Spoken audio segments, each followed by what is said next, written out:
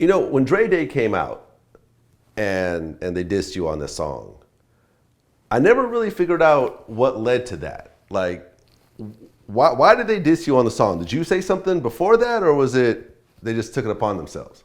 You got to read the book. I was actually looking for that part. I literally was scouring through the entire book for the last 2 hours. I could not find that part in the book. You gotta read the book. Well, I mean, it was interesting how it started. I made a comment, and then I made a comment in the magazine, and then they ended up making a song, and that springboarded Snoop Dogg's career. And then I came back and we said something about them, and then we ended up having a big fight at Jack the Rapper. We ended up winning that. You know, they won because their song was better than my song, and I ended up winning the fight.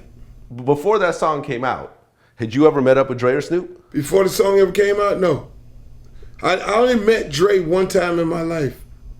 All the people that I knew was Ren, Easy, and Q. Those were the guys I knew. You know, when I toured, those were the guys that was on tour. I never met Dre. I met Dre one time, and it was way after everything was over with. I saw him on South Beach at the Marlin Hotel, and I met him. You know, they dropped Dre Day, you dropped your diss record, and then y'all ran into each other. And I remember you had said in a previous interview that there were a lot of knives and blood involved. A lot of knives and blood involved. You got to read the book. Bad guy from Miami. Why knives, though? I've always wondered, why knives? Hey, you can't tell everything. It was, you know, in the book I talk about my past life, you know, and I wasn't, you know, I wasn't one of those rappers like the guys who talk about these gangster stories that they live. I lived that life.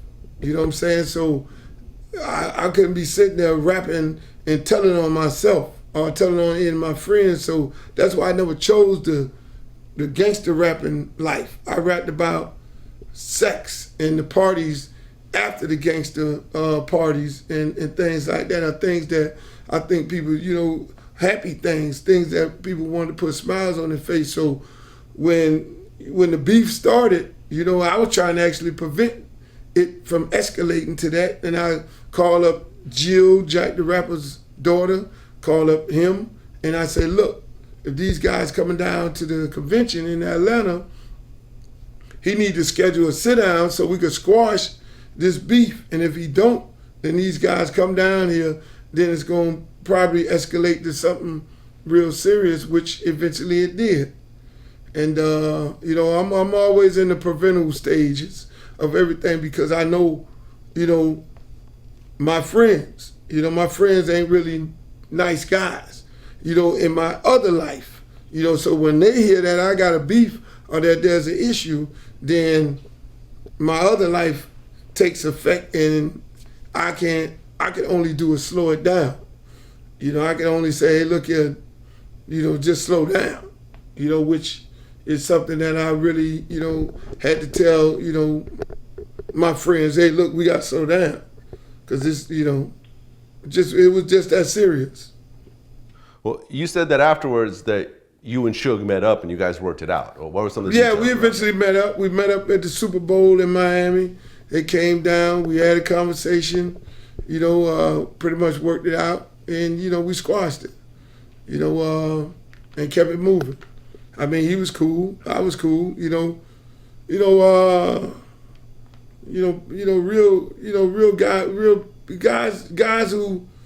guys know real guys. You know, guys who just be talking. You know what I'm saying? Guys who just run their mouth. You know, they run their mouth. You know, everybody want to be a G. Everybody want to be a tough guy. Everybody want, you know, you ain't got it ain't about that. You know, most tough guys are dead or either in jail or retired from being tough guys. Guys who talk tough ain't really tough. Trust me, they're not tough. They just got big mouths. Well, going through what you went through with Suge, how do you feel about Suge's current situation? I feel sorry for him. You know, I feel sorry for him. I think he was. I think he had all the tools of being a great record executive. You know, I think he has a great talent a great nose for talent, which is what it takes. You know, how he does conducted business probably, got him, in trouble with everybody. And but I think he, he's a brilliant guy. He's a very smart, intelligent guy. But you can't mix that with being a street guy like me. If I'd have brought my street life into this professional business, then at the end of the day, I would be either blackballed out of the business, which I ended up being blackballed anyway, but I wouldn't have been able to do any other type of business within the business because I'd have been known for being this tough guy in the business. You can't do that. You can only last for so long in the business, being a tough guy.